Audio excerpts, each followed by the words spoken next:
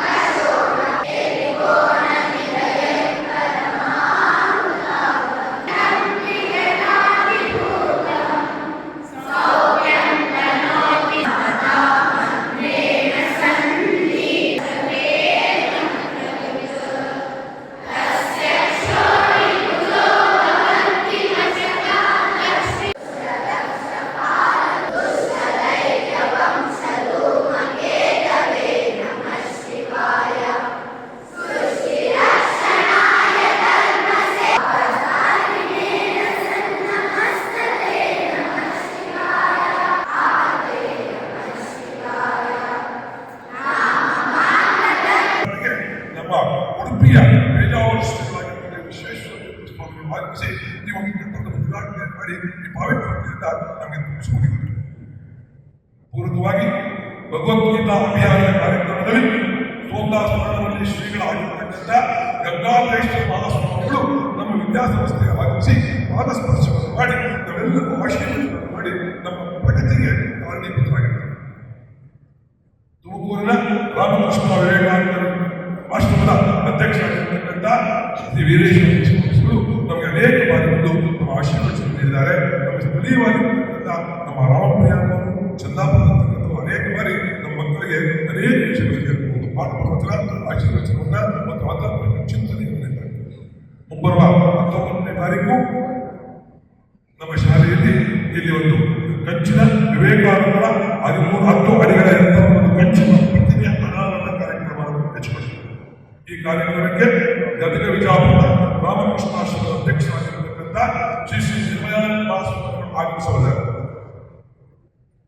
ಎಲ್ಲ ಪೂರಕವಾಗಿ ಈ ಕಾರ್ಯಕ್ರಮ ನಮಗೆ ಕಲ್ಯಾಣ ಸೃಷ್ಟಿ ಸಮರ್ಪಣಾ ಕಾರ್ಯಕ್ರಮಕ್ಕೆ ನೀವೆಲ್ಲರೂ ವಿಶೇಷವಾಗಿ ಶ್ರೀ ಶಂಕರಾಚಾರ್ಯರು ಬರೆದಿರ್ತಕ್ಕಂಥ ಸ್ತೋತ್ರ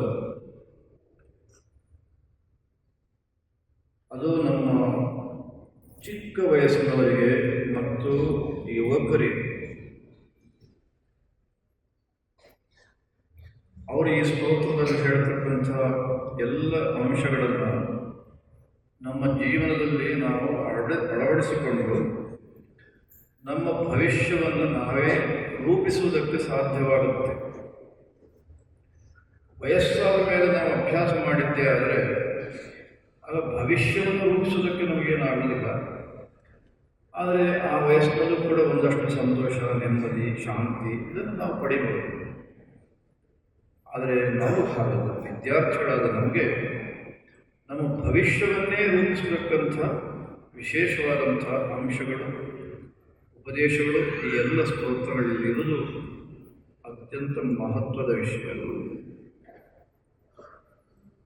ಕೇವಲ ದೇವರ ಸ್ತೋತ್ರವನ್ನು ಮಾಡತಕ್ಕಂಥ ಸ್ತೋತ್ರಗಳು ಅನೇಕ ಇವೆ. ಅತ್ಯಂತ ಪ್ರಸಿದ್ಧವಾಗಿದೆ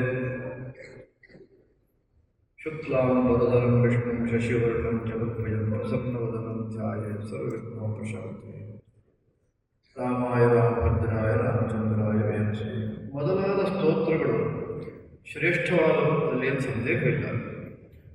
ಆದರೆ ಶ್ರೀ ಶಂಕರಾಚಾರ್ಯರು ಬರೆದಂತಹ ಈ ಎಲ್ಲ ಸ್ತೋತ್ರಗಳಿವೆಲ್ಲ ಇವು ದೇವರ ಸ್ತುತಿಯನ್ನಷ್ಟೇ ಮಾಡೋದಿಲ್ಲ, ಅದರ ಬದಲಿಗೆ ನಮ್ಮ ಬುದ್ಧಿಯನ್ನು ವಿಕಾಸ ಮಾಡೋದಕ್ಕೆ ಪೂರ್ಣವಾಗಿ ಸಹಾಯವನ್ನು ಮಾಡ್ತಾರೆ.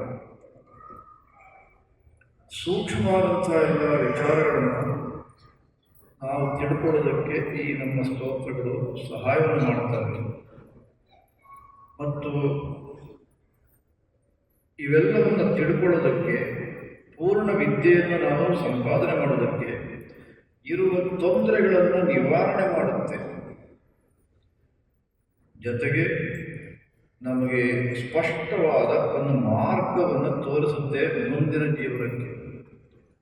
ಅಂಥ ಒಂದು ಸಾಮರ್ಥ್ಯ ಈ ಸ್ತೋತ್ರಗಳಲ್ಲಿ ವಿಶೇಷವಾಗಿ ನಾವು ಕಾಣಬಹುದು.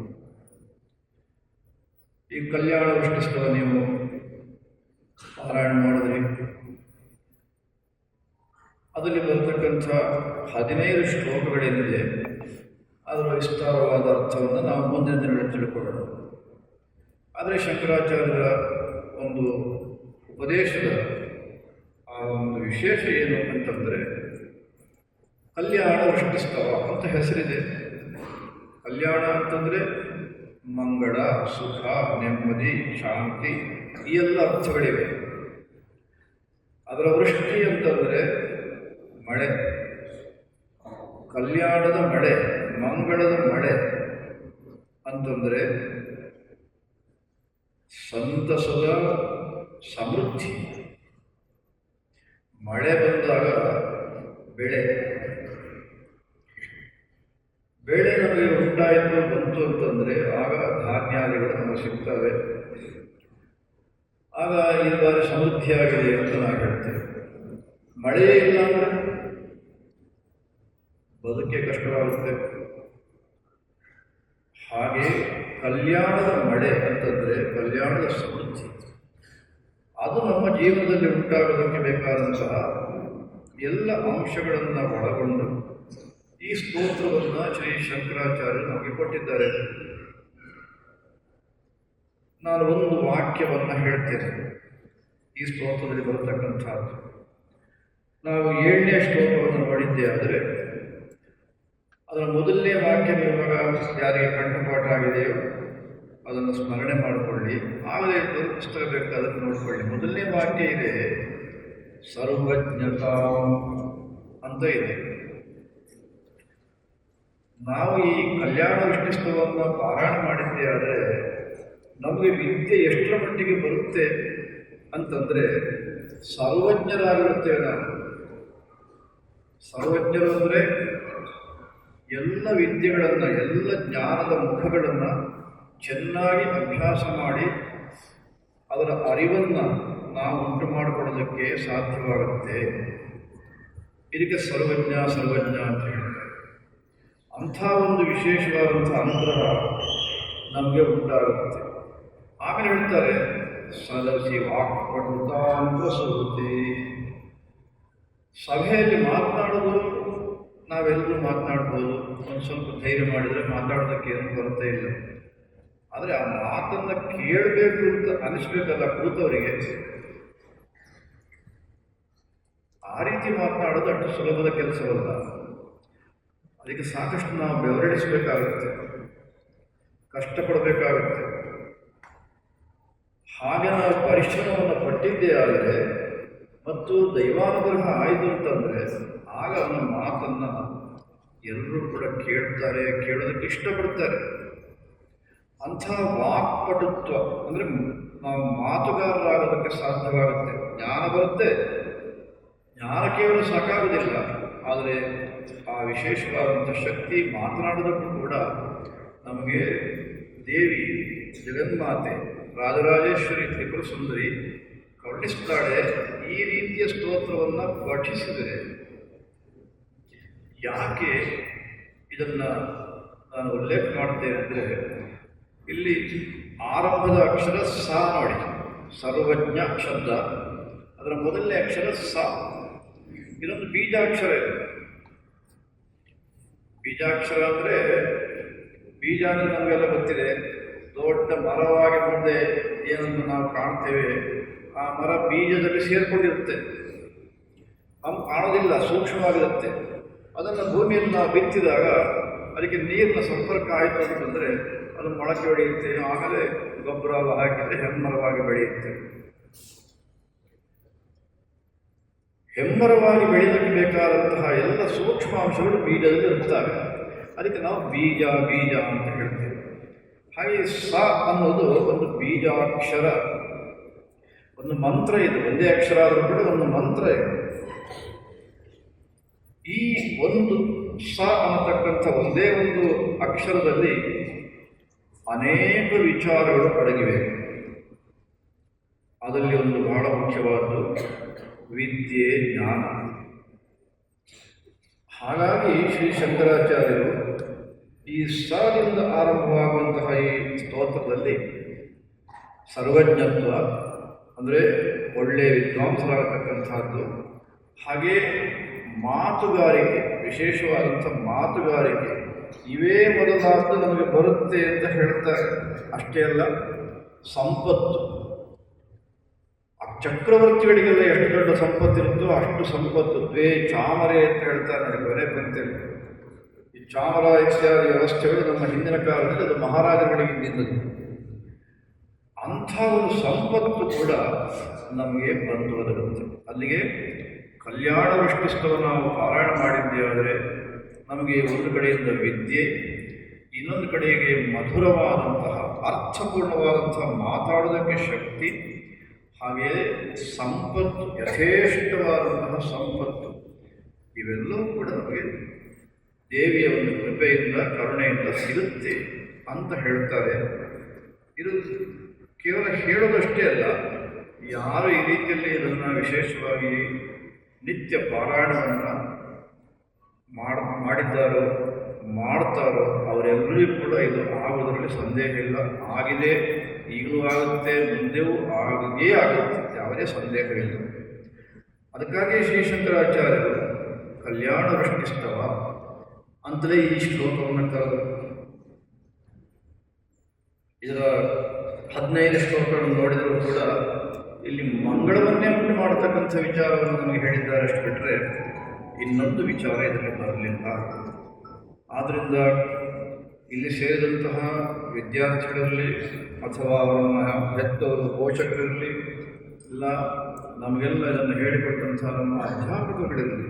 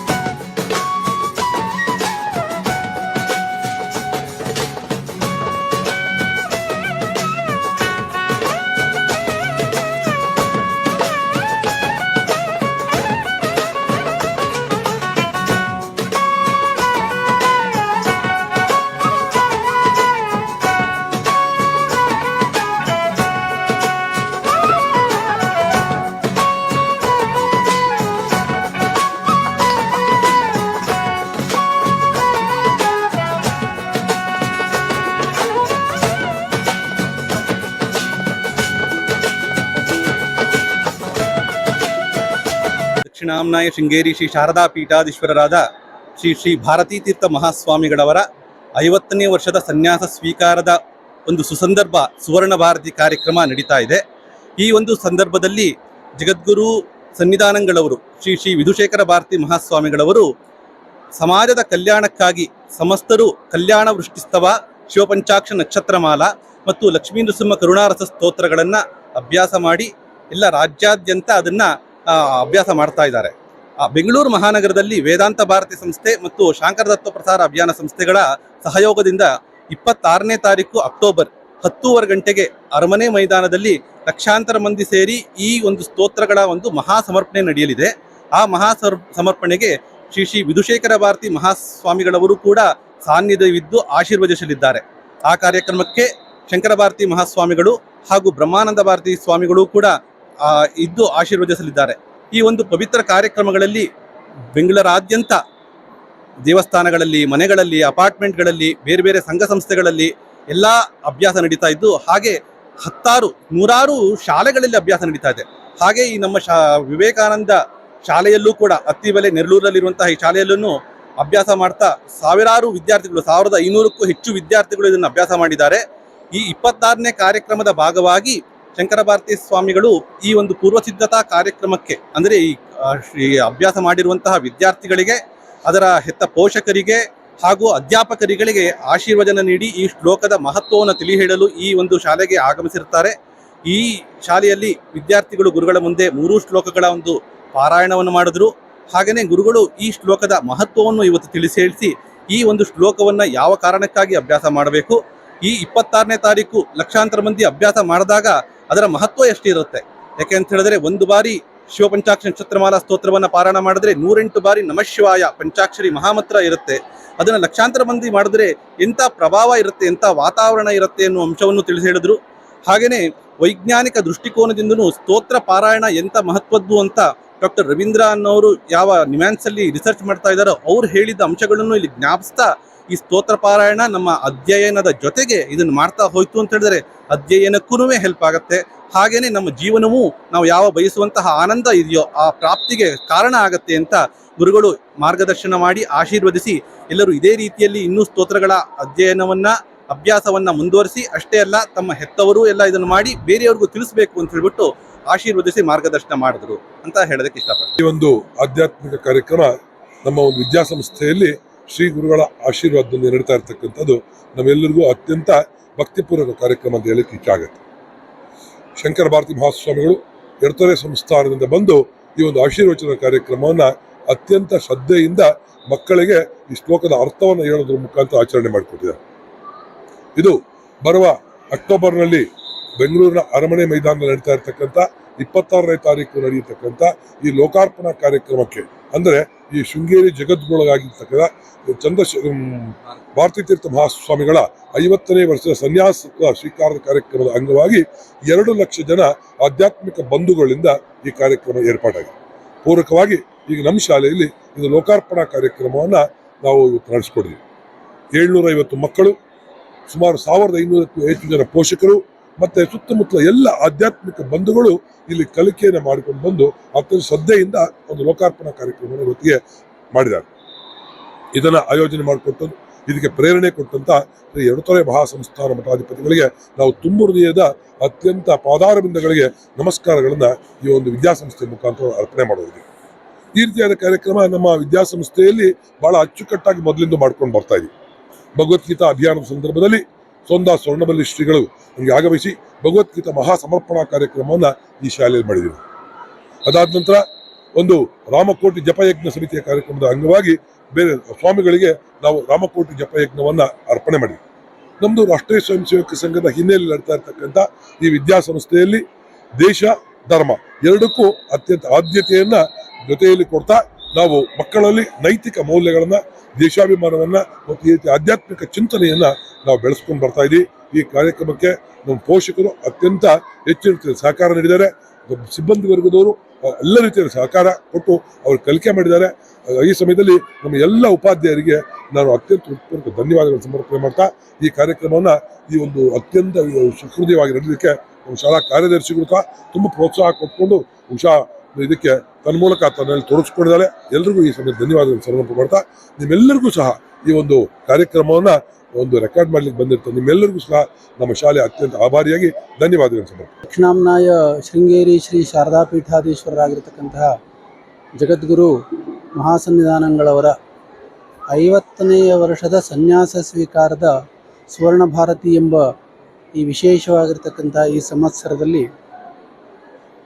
ಶಂಕರ ಭಗವತ್ಪಾದರು ಉಪದೇಶಿಸಿದ ಸ್ತೋತ್ರಗಳನ್ನು ಇಡೀ ಕರ್ನಾಟಕದಲ್ಲಿ ಅಷ್ಟೇ ಅಲ್ಲ ದೇಶದಾದ್ಯಂತ ಜನಸಾಮಾನ್ಯರಿಗೆ, ವಿದ್ಯಾರ್ಥಿಗಳಿಗೆ, ಮಾತೆಯರಿಗೆ, ಪುರುಷರಿಗೆ ಎಲ್ಲರಿಗೂ ಕೂಡ ಹೇಳಿಕೊಡ್ತಕ್ಕಂಥ ಒಂದು ಅಭಿಯಾನ ವೇದಾಂತ ಭಾರತಿ ಮತ್ತು ಶಾಂಕರ ತತ್ವ ಪ್ರಸಾರ ಅಭಿಯಾನ. ಈ ಎರಡು ಸಂಸ್ಥೆಯವರು ಸೇರಿ ಪರಮಪೂಜ್ಯ ಶ್ರೀ ಶ್ರೀ ಶಂಕರ ಭಾರತಿ ಮಹಾಸ್ವಾಮಿಗಳವರ ಒಂದು ಮಾರ್ಗದರ್ಶನದಲ್ಲಿ ಶೃಂಗೇರಿ ಉಭಯ ಜಗದ್ಗುರುಗಳ ಅನುಗ್ರಹದೊಂದಿಗೆ ನಡೆಸಬೇಕು ಅಂತ ಸಂಕಲ್ಪ ಮಾಡಿ ಎಲ್ಲ ಕಾರ್ಯಕರ್ತರು, ಎಲ್ಲ ಮಾತೆಯರು ಇದನ್ನು ಕರ್ನಾಟಕದಾದ್ಯಂತ ಹೇಳ್ಕೊಡ್ತಾ ಇದ್ದಾರೆ. ಈ 3 ಶ್ಲೋಕಗಳನ್ನು ಕಲ್ಯಾಣ ವೃಷ್ಟಿ ಸ್ತವ ಸ್ತೋತ್ರ ಜಗನ್ಮಾತೆಗೆ ಸಂಬಂಧಪಟ್ಟಿದ್ದು, ಶಿವಪಂಚಾಕ್ಷರ ನಕ್ಷತ್ರಮಾಲಾ ಸ್ತೋತ್ರ ಶಿವನಿಗೆ ಸಂಬಂಧಪಟ್ಟಿರತಕ್ಕಂಥದ್ದು, ಮತ್ತು ಲಕ್ಷ್ಮೀ ನೃಸಿಂಹ ಕರಾವಲಂಬನ ಸ್ತೋತ್ರ ನೃಸಿಂಹಸ್ವಾಮಿಗೆ ಸಂಬಂಧಪಟ್ಟಿರತಕ್ಕಂಥದ್ದು. ಇದರಲ್ಲಿ ಶಂಕರ ಭಗವತ್ಪಾದರು ಎಲ್ಲರಿಗೂ ಕೂಡ ಮನಃಶಾಂತಿ ಸಿಗತ್ತೆ ಇದನ್ನು ಅಧ್ಯಯನ ಮಾಡೋದ್ರಿಂದ, ಪಠನ ಮಾಡೋದ್ರಿಂದ, ಪಾರಾಯಣ ಮಾಡೋದ್ರಿಂದ, ಮತ್ತು ಎಲ್ಲ ದುಃಖಗಳು ದೂರವಾಗತ್ತೆ, ಪರಮಾನಂದ ಲಭಿಸುತ್ತೆ, ಮತ್ತು ಇಹಪರಗಳಲ್ಲಿ ನಮಗೆ ಶ್ರೇಯಸ್ಸು ಉಂಟಾಗುತ್ತೆ ಅಂತ ಭಗವತ್ಪಾದರೆ ಈ ಸ್ತೋತ್ರಗಳಲ್ಲಿ ಹೇಳಿದ್ದಾರೆ.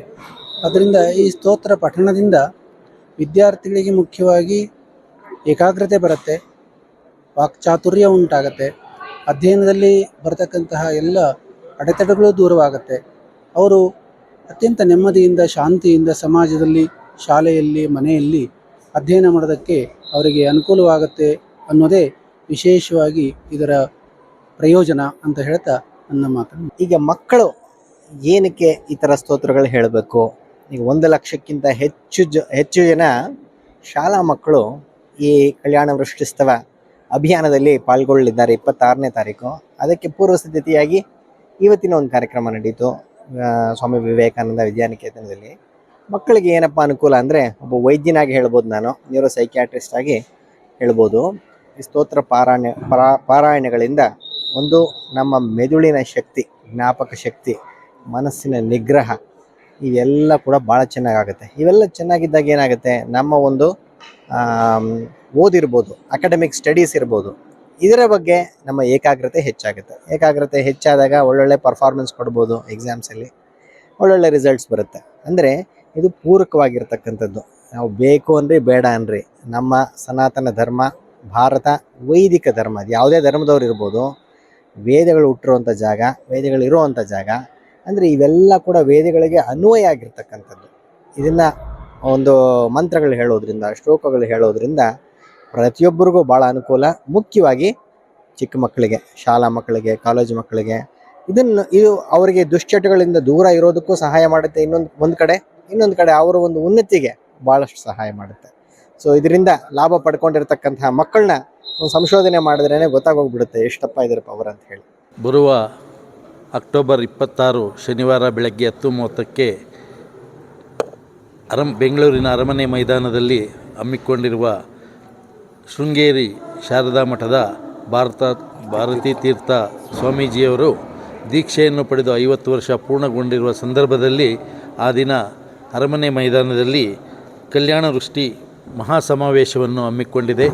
ಅದರ ಪೂರ್ವಭಾವಿ ಸಭೆಯಾಗಿ ಈ ದಿನ ನಮ್ಮ ಸ್ವಾಮಿ ವಿವೇಕಾನಂದ ವಿದ್ಯಾನಿಕೇತನ ನೆರಳೂರು ಶಾಲೆಯಲ್ಲಿ ಸ್ವಾಮೀಜಿಗಳು ಆಗಮಿಸಿ ಪೂರ್ವಭಾವಿ ಸಭೆಯ ಆಶೀರ್ವಾದವನ್ನು ನಮ್ಮ ಮಕ್ಕಳಿಗೆ ಮತ್ತು ನಮ್ಮ ತಾಲೂಕಿನ ಹಿರಿಯರಿಗೆ ಮತ್ತು ಪೋಷಕರಿಗೆ ಈ ದಿನ ನಮ್ಮ ಶಾಲೆಯಲ್ಲಿ ನೆರವೇರಿಸಿಕೊಟ್ಟಿದ್ದಾರೆ.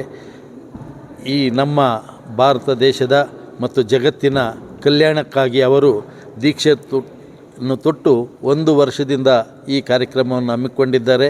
ಬರುವ ಅಕ್ಟೋಬರ್ 26ರಂದು ಆ ಕಾರ್ಯಕ್ರಮದ ಸಮಾವೇಶ ಸಮಾರಂಭವನ್ನು ಅರಮನೆ ಮೈದಾನದಲ್ಲಿ ಏರ್ಪಡಿಸಿದ್ದಾರೆ.